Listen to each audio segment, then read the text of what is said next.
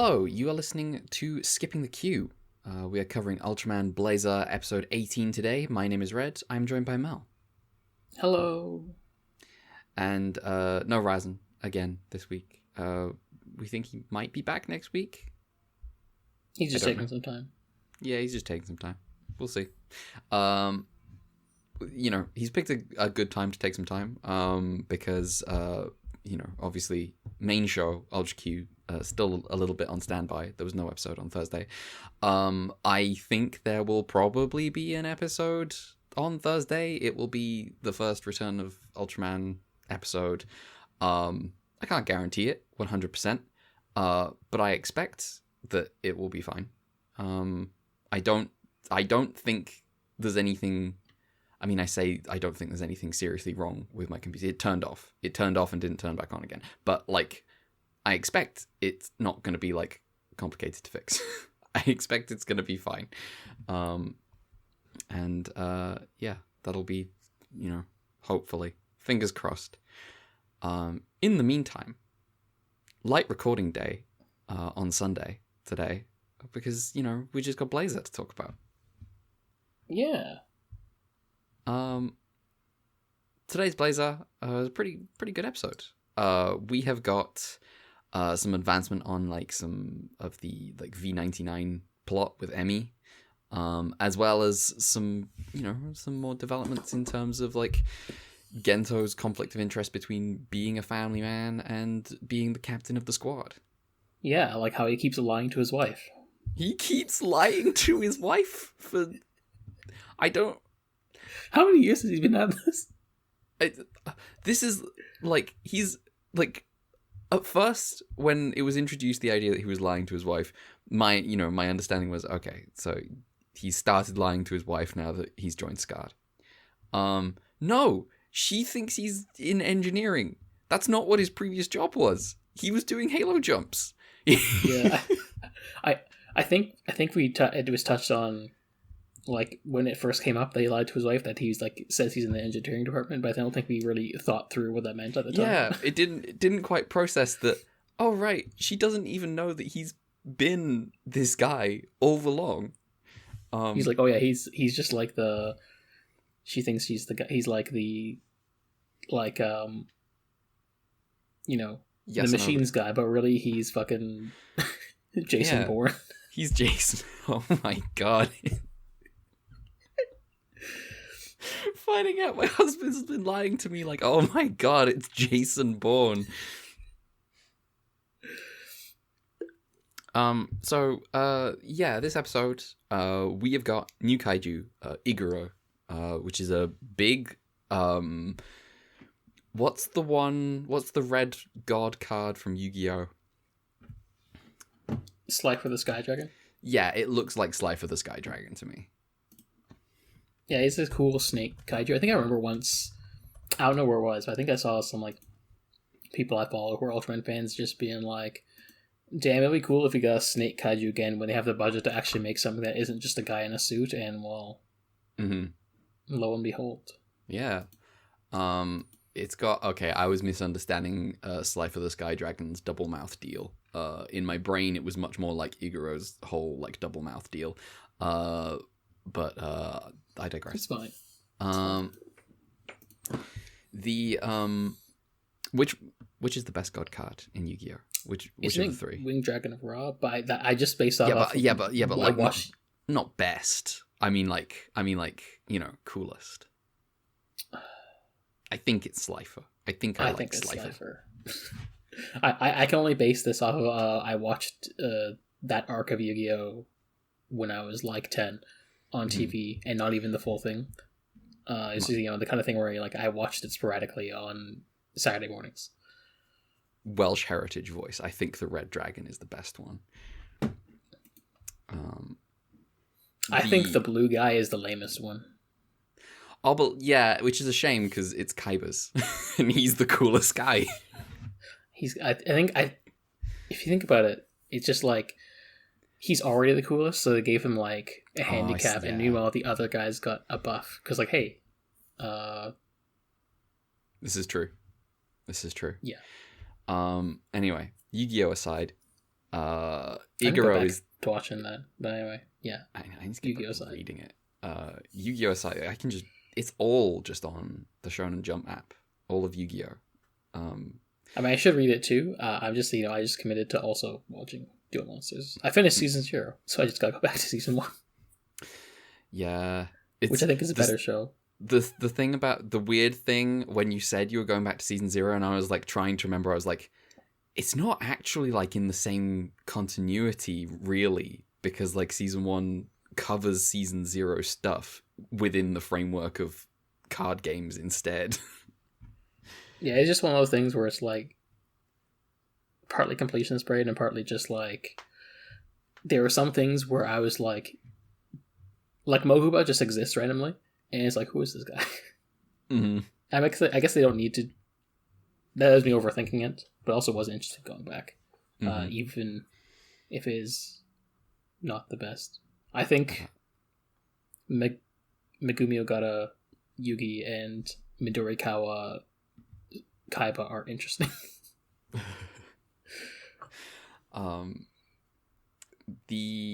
So Back to Blazar.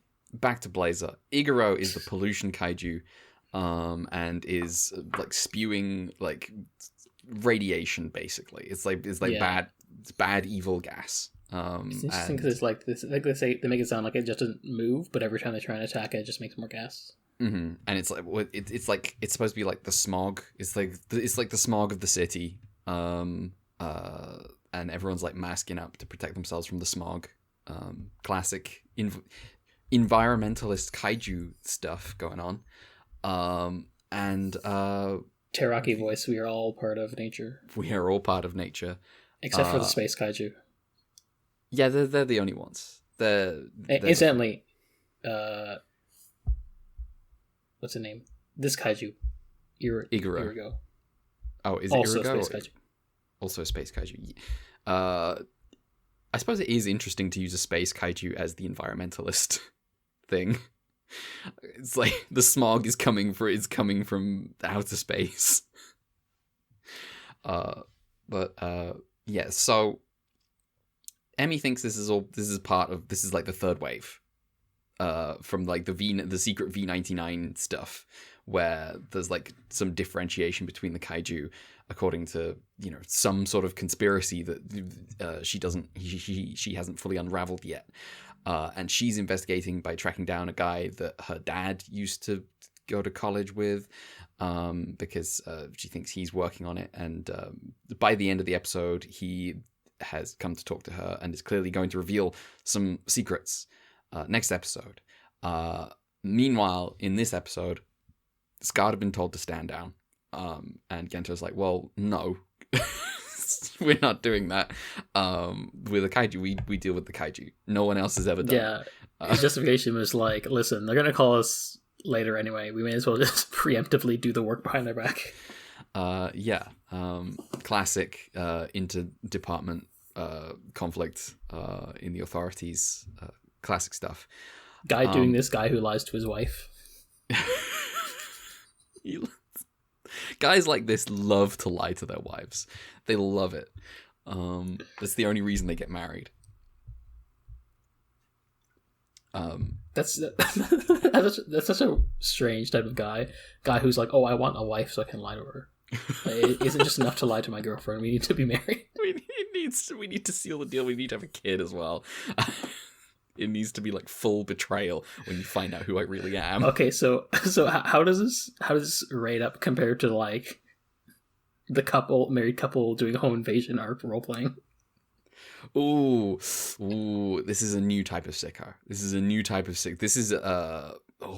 a different, because like that sicko is like true wife guy, and this is the two sides of the same coin that is wife guy, the two extremes. Guy, yeah.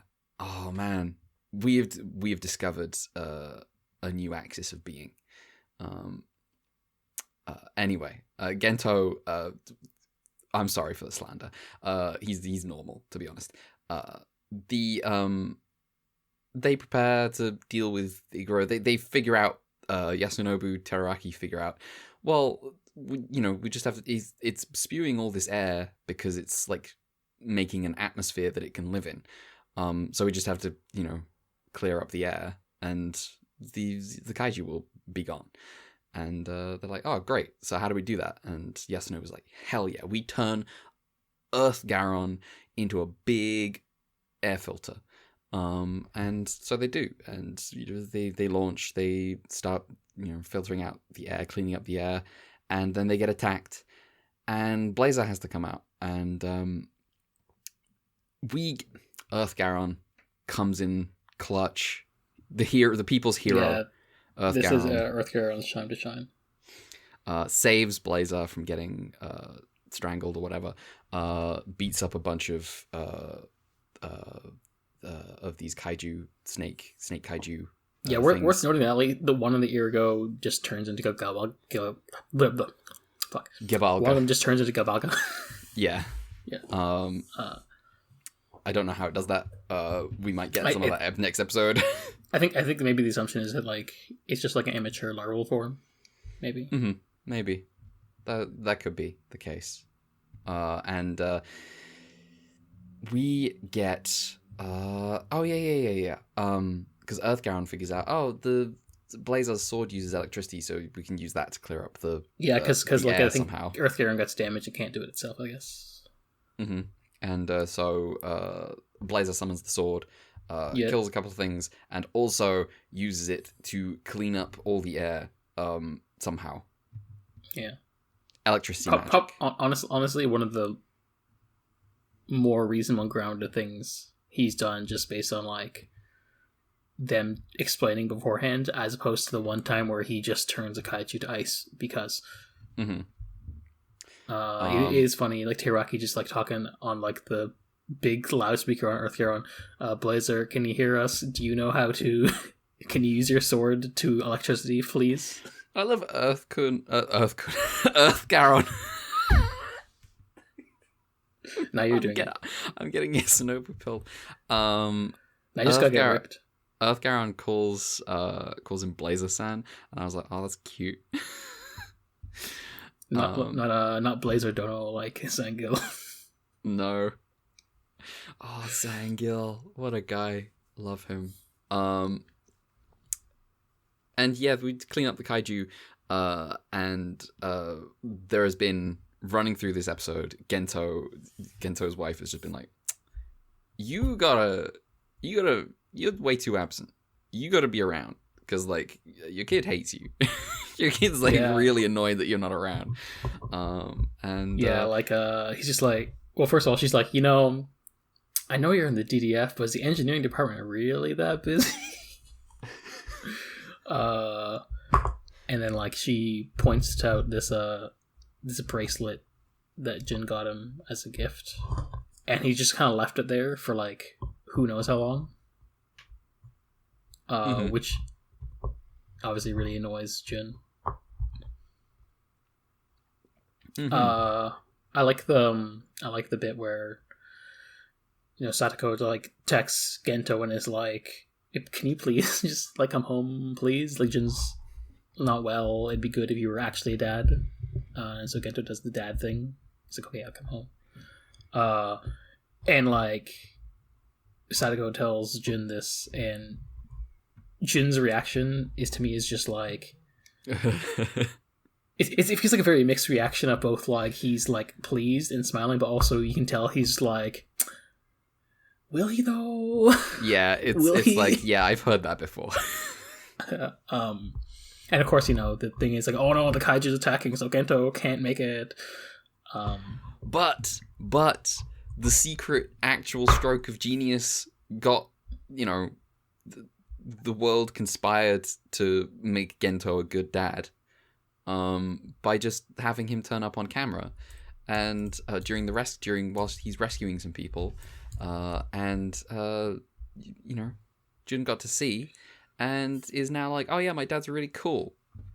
He's out there saving people, and Gento, to his wife, still sticking to his guns of, even the engineering department sometimes is called in. Yeah. It's so ridiculous. Obviously, she's like promise me you won't do anything dangerous. And he's like, yeah. Guy who does like 360 no scope. he's the guy in the do you really need anyone else montage. What's that one? The animals are leaving, the world is dying, do you really need anyone else? It's I have to send this to you. It's amazing. Okay. This is a Call of Duty montage, don't worry. Oh, okay. Yeah, Gento, sick, badass Jason Bourne motherfucker. And he's just like, I'm always safe. I would never do anything risky. Just a guy who like sees a black hole and runs in to save the guy inside the black hole. Yeah, normal stuff. So there was one moment of mild Thunderbirds in this episode. Oh yeah, the tank thing. Yeah, because the GGF or whatever they are, they have a plan of their own. They're gonna seal the kaiju's mouth so that it can't spew out any more smog, and then they're gonna hit it with a laser and kill it. And you know, obviously this plan is not going to work, but we get this tank with a big laser on the back, and it gets thrown into the air at some point. But it's, you know, we got like one mild moment of Thunderbirds, and I'm like, hell yeah, that's what it's all about. That's why we're here. Yeah, we're back. We are back. Yeah, I thought this episode was good. The ending, for a moment, I was like, well, obviously, the kaiju at the end, where it's like there are more Irigos being like, oh yeah, we're around after like this pan over Tokyo. I'm like, well, obviously this is not actually like an implication of they're actually back. This is like the city is like environmentally unfriendly. This is like such a, this is like a message for the audience. And then I watched the preview and it's like, no, they are back. You're thinking too hard, Red. Yeah. We also got like the old guy who was lifting earlier, just giving like MMA contact with one guy, and he's just like ominous cryptic messages. I don't know what he said, but you know, just one of those vague things where he's just like, I will speak to myself and foreshadow.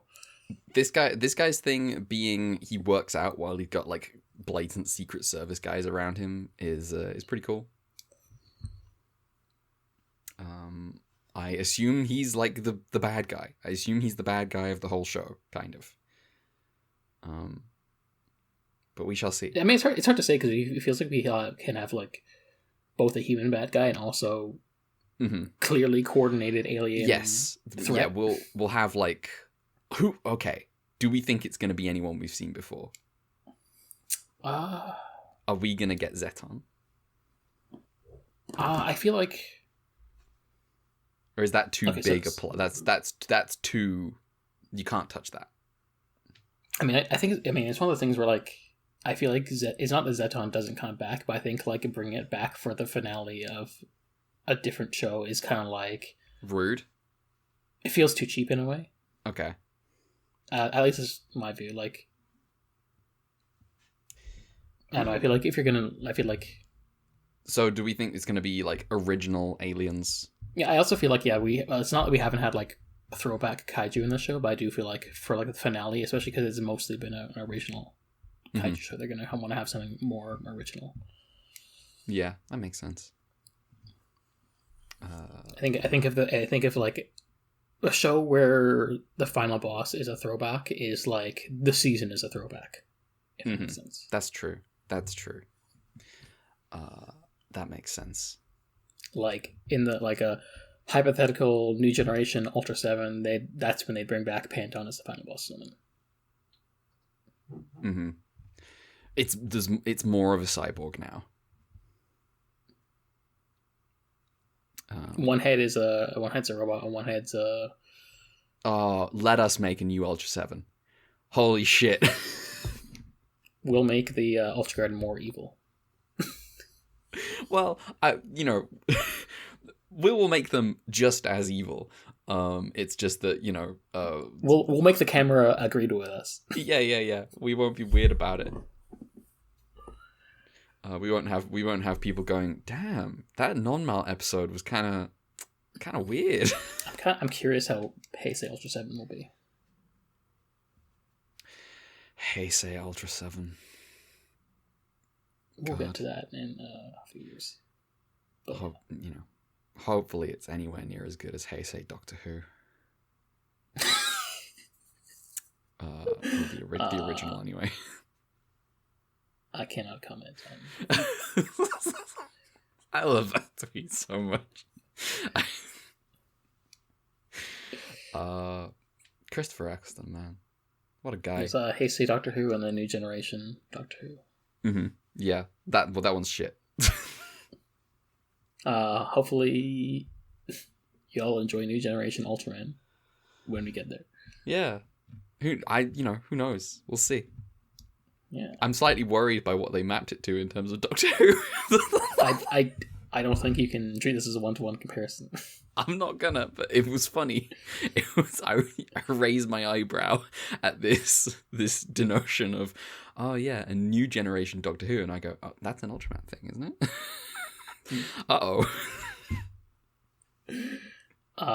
Thankfully, the Matt Smith of Ultraman, really?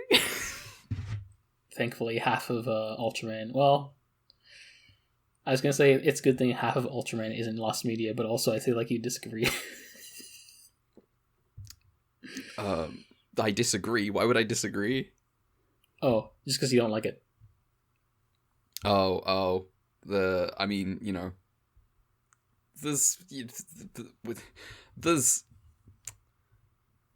Ultraman seems important. Yes. Important enough to come back. Important enough to return. Eventually. Yeah. Eventually. This Thursday. Hopefully. Maybe. Inshallah. Yeah. So this episode of Blazar is good. I like it. We're doing a lot this episode. Doing like 3 different things. We got like Home Life, we got Emmy, and we got Kaiju There's also stuff. Gonna be like a. I completely talked over you there. Sorry. Oh no, go ahead. Yeah, it probably helps that we're also setting up a part 2. Yeah, I mean, a lot of the stuff is like tied up this episode, but also a lot of it is not. The preview definitely looks like just a straight up part 2 of this. So looking forward to that. Yeah, maybe some upgrades. It seems like are in the works. It sounds like Blazar might be blazing it. Unlike Snoop. He's done. He's finished. End of an era. End of an era. How many episodes of the show we got left? Like 6, 7. 6, 7? Something like that? 7. It's probably 7. It's back. The 7s are back. We can't escape 7. Can't escape 7. I think I was looking at like the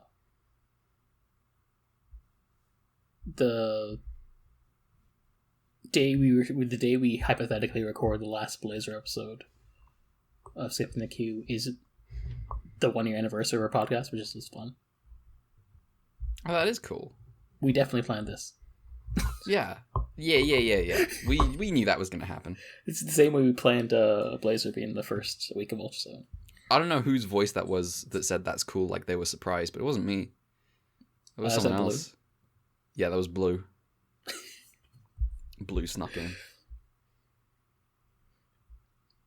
One day I'll destroy them. And the episode will be kind of shit. It will just end suddenly. Yeah. Like Harakano. Is that what happens? I haven't watched that show. Karakano is in the rare genre of show, which is like SDF Mass Cross, where the first 2/3 are one of my favorite things, and then the last third is a mess, but you can kind of separate them and ignore them. I have heard things like this. But, like, you know. Directed by Anno, based on manga source material. Dropping something. My bad. Don't worry about it. That was the sound of the ending of Karakano happening. Yes. Just like the first 18 episodes, they completed like a main arc of the story, and then did they just have to make up the rest? They had 6 more episodes, and like the show just kind of ends halfway in the middle of a story arc that doesn't finish. That's good. And they ran out of budget, and so you get basically like 6-ish episodes where the show slowly becomes the last 2 episodes of Evangelion. Oh, okay. Yeah. And then apparently the manga gets really weird and dark in a direction that doesn't sound appealing, so after the place the anime ends, because apparently the anime leans more into the comedy aspect. I see. So really, first 18 episodes of Karakano, 10 out of 10 in my opinion. You don't need to engage with anything else. Nice. Damn, this ran until 2005. Manga. Yeah, basically everything I heard about like where the manga goes after, I'm like, oh no, I don't want that. This is an appeal to anyone with taste. Please recommend me one normal anime rom-com that like finishes, because like I ever since I watched Macross and got to the ending, and I was so angry that I immediately just decided, well, I'm just gonna watch Toradora because I've heard that's the most normal shit in the world. That is just like baseline written rom-com. by Mario Okada. Well, it's an adaptation, so I was like, oh, maybe it's normal. No, it turns out Okada arguably taming it, making it tamer.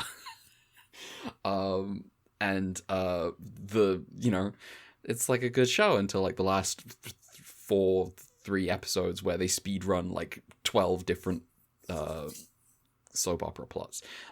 Stupid. I'm still mad that I haven't watched a normal one yet. I'm just like, what is going on?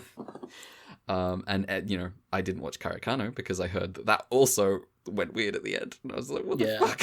Where's the normal shit? And then every time I saw something, this is good, and I was like, does it end?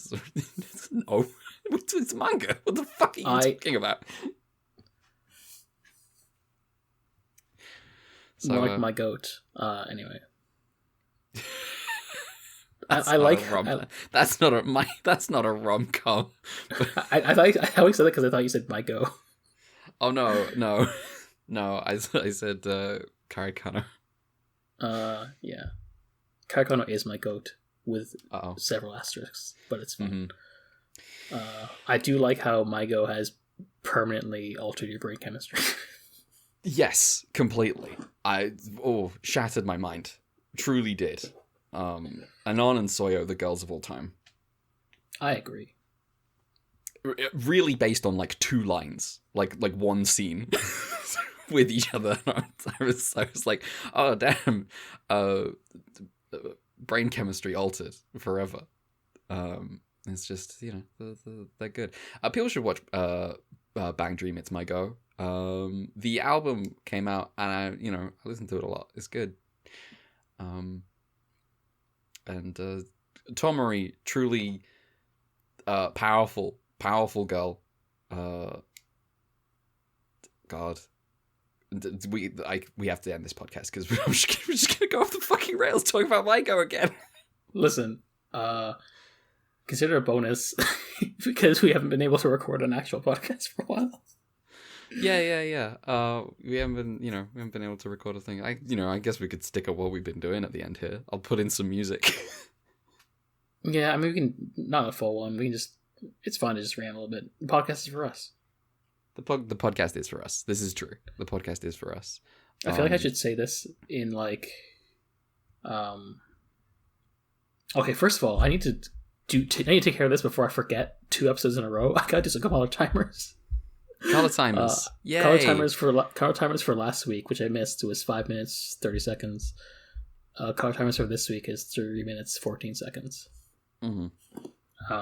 Also, nice. Before I forget, I feel like I should probably say this on the next main episode we record as well. But before I forget, one, I did watch that one Ultra Fight thing, episode 195, but after we finish recording, and I'm now convinced I do need both you and Ryzen to record yourself watching it. It is a crime that we missed it.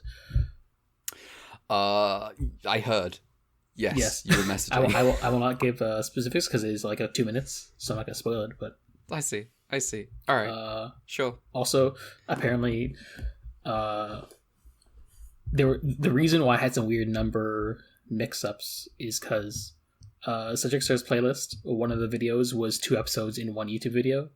But also they forgot to put that episode in like their list of episode numbers and titles. So we did just miss that one.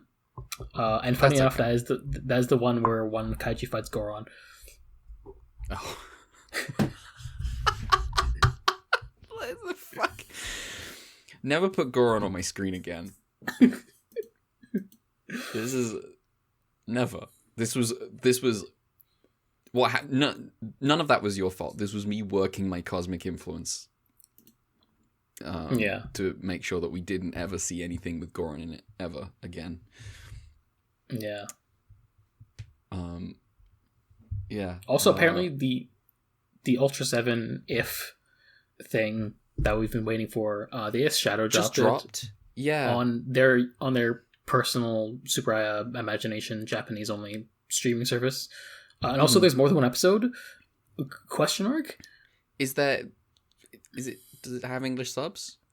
No, because it's like so far only on the Japanese service. Yeah, that's fun. So we have no means of watching it, and also we have no means of watching it, but that's okay. I want to know what the fuck it is. Yeah, because like if it's, I thought we were gonna staple it on to, like the thought was it'd be 1 5-minute thing, or 7-minute thing, and we'd like staple on to our last Ultra 7 episode, because that, it's a short thing, it's new, it's like easy to just staple on to the end. And that didn't happen, and now I'm like, okay, I need to know what the fuck it is. I need to know how long it is, and also I need to know continuity stuff, because like if it like factors in like Heisei Ultra 7 and stuff, I don't want to touch it probably, but we'll see. Oh yeah, that's true. That is true. Yeah, but also if it ignores it, then it might be fine. But it's an ongoing mystery. Ongoing mystery. Just giving us more. It's like the cryptid of like Ultraman stuff at this point. I don't know. There's going to be like a Super expo in like a week or two where they're going to announce more details of stuff. So we'll probably see things. We'll probably get a better idea by that point.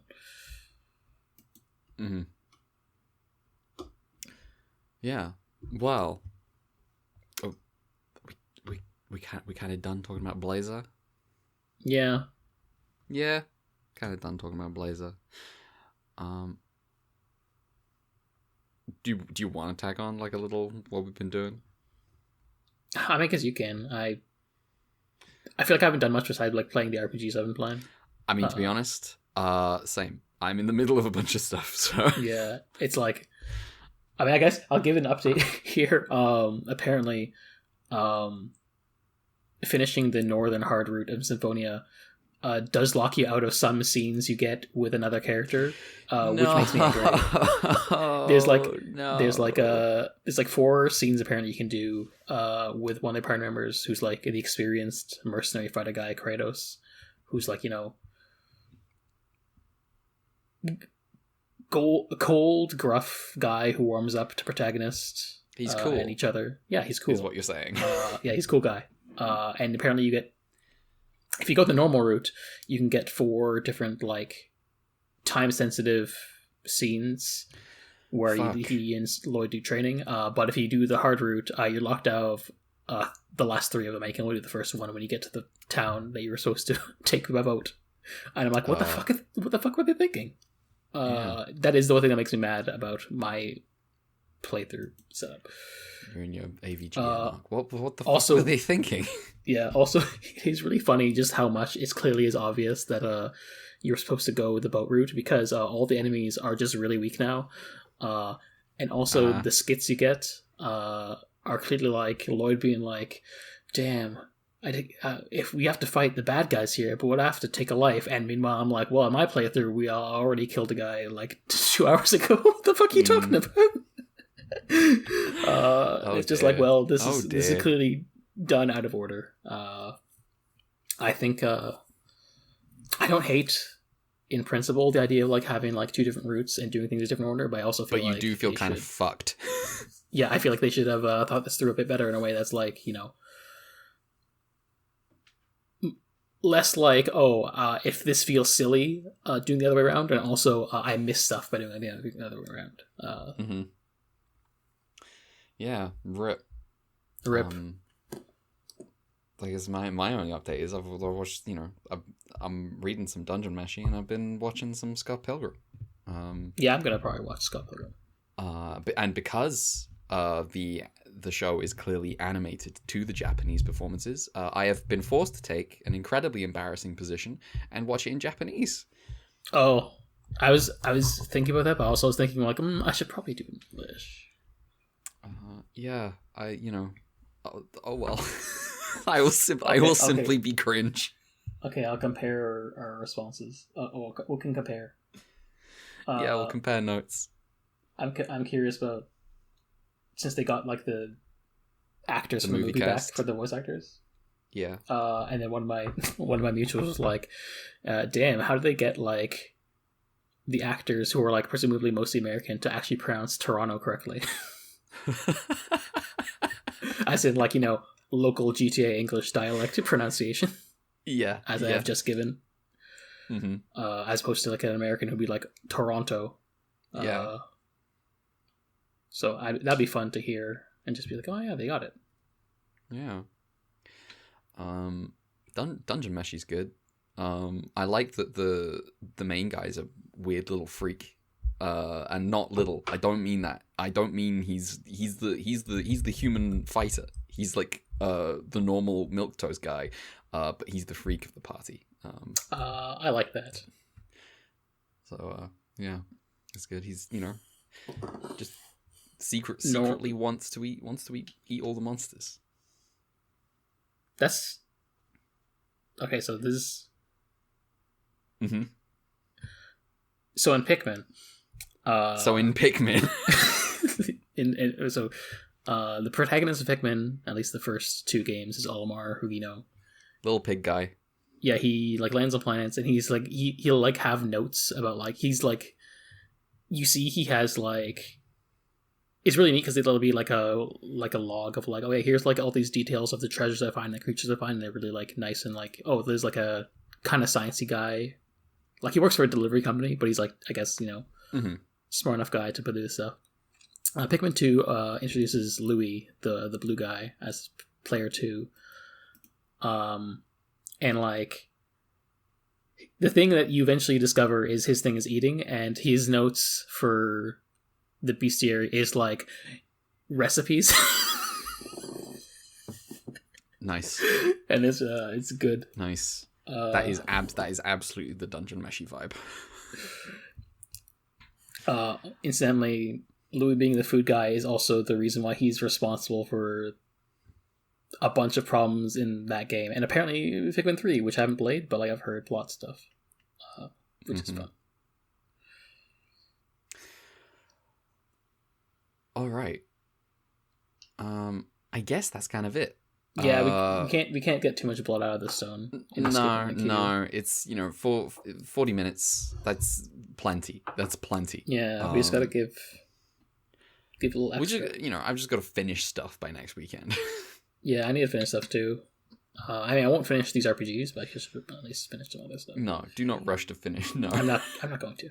I'm just saying, like, it isn't going to happen, so I just need to find other stuff in the meantime to do. Yeah. I haven't seen the Penguin Drum movies. The what? The Penguin Drum movies. Oh, right. Oh, I haven't seen Penguin Drum. Yeah, you should go finish that. I should. I stopped just when it was getting back into sicko's territory. Yeah, there's... The funny thing about Penguin Drum is, like, halfway through, Ringo finishes half her arc and he's like, okay, I'm normal now. And, like, literally everyone else is like, well, let me tell you about why I'm a sicko. I was so she turns normal and I'm like, girl, why? It's funny because, like, the read on, like, her phase of being a sicko is that actually she's completely normal. She is quote unquote normal. The most normal you can be. This is simply what is supposed to be normal, kind of. You're supposed to be a good woman and want babies. It's all for the family. Yeah, Ikuhara would... It very tracks for Ikuhara to show, like, cis heteronormative and be like, yeah, it's kind of fucked up if you think about it. It's just kind of weird. This is normal? Messed up. Yeah. Almost like Utena is also about that. Almost. Almost. All right. We are done here. Goodbye. See you next week. See you. For more Blazar. Hopefully, see you more hopefully Ultraman, Thursday. maybe. Yeah, hopefully for Fingers some return of Ultraman. Hideki Go, he'll be around. Hideki Go to the polls. Fuck, it's just... All right, we're ending the podcast. Bye-bye. See ya.